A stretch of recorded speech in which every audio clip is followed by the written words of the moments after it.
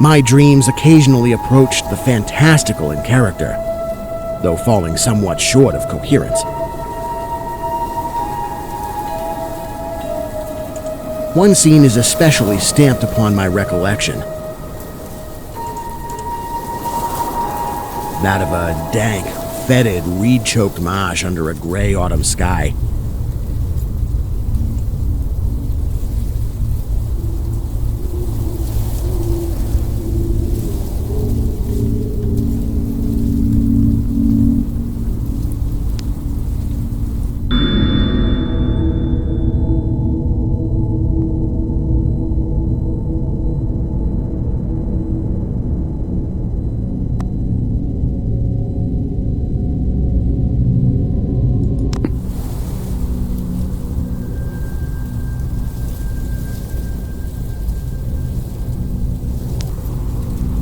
With a rugged cliff of lichen-crusted stone rising to the north.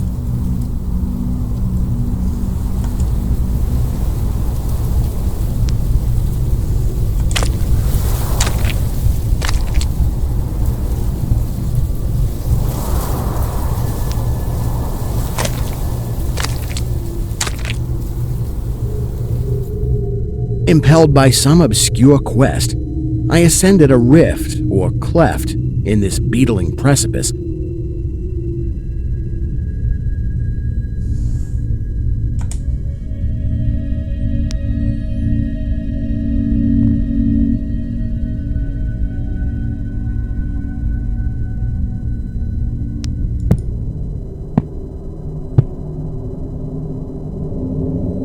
Noting as I did so the black mouths of many fearsome burrows extending from both walls into the depths of the stony plateau.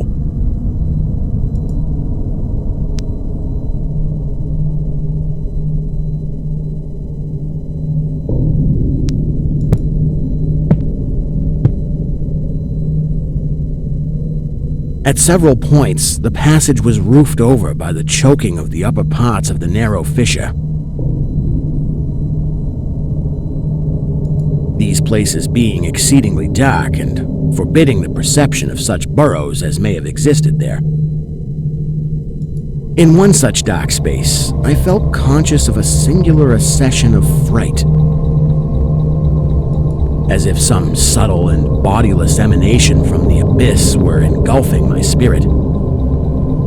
But the blackness was too great for me to perceive the source of my alarm.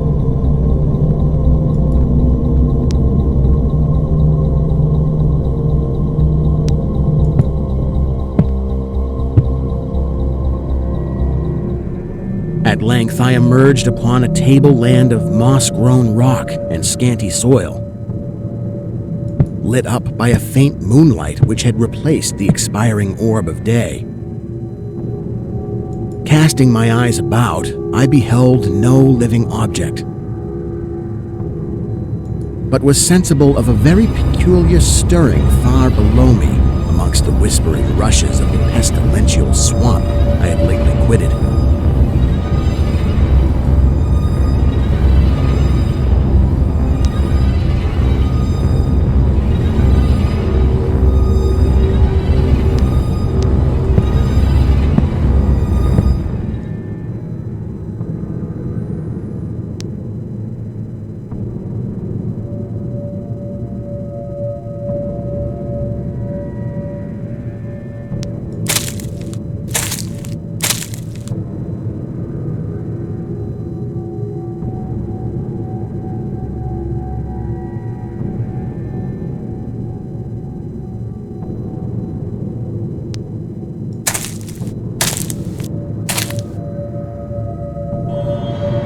After walking for some distance, I encountered the rusty tracks of a street railway and the worm-eaten poles which still held the limp and sagging trolley wire.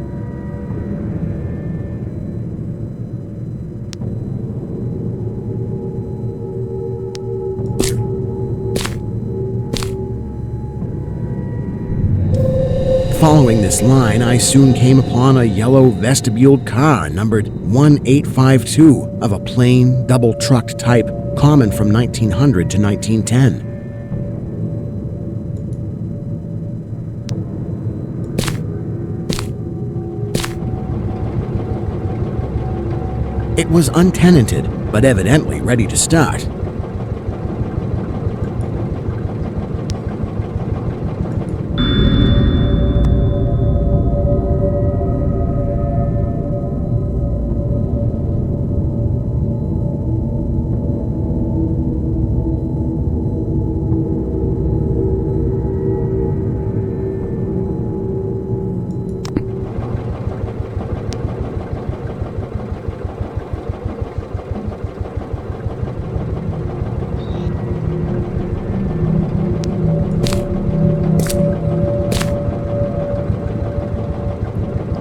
The trolley being on the wire and the air brake pump now and then throbbing beneath the floor.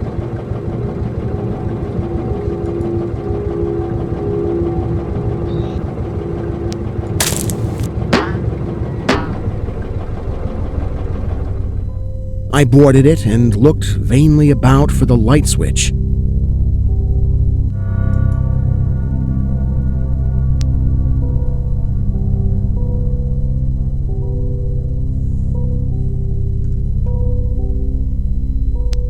Noting as I did so the absence of controller handle, which implied the brief absence of the motorman. Then I sat down in one of the cross seats toward the middle, awaiting the arrival of the crew and starting of the vehicle.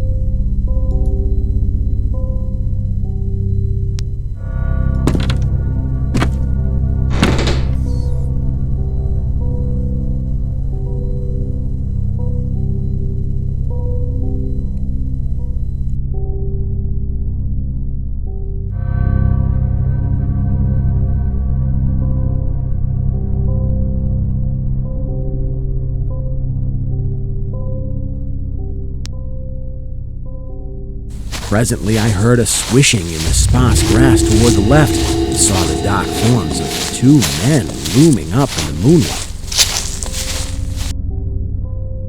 They had the regulation caps of a railway company, and I could not doubt but that they were the conductor and motorman. Then one of them sniffed with singular sharpness and raised his face to howl at the moon. The other dropped on all fours to run toward the car. I leapt up and at once raced madly out of that car.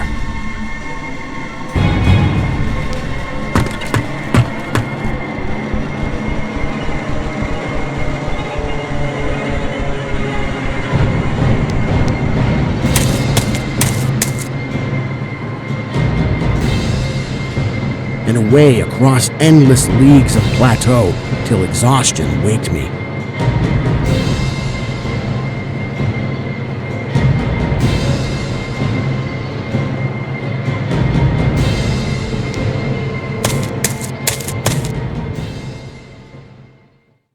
Doing this not because the conductor had dropped on all fours,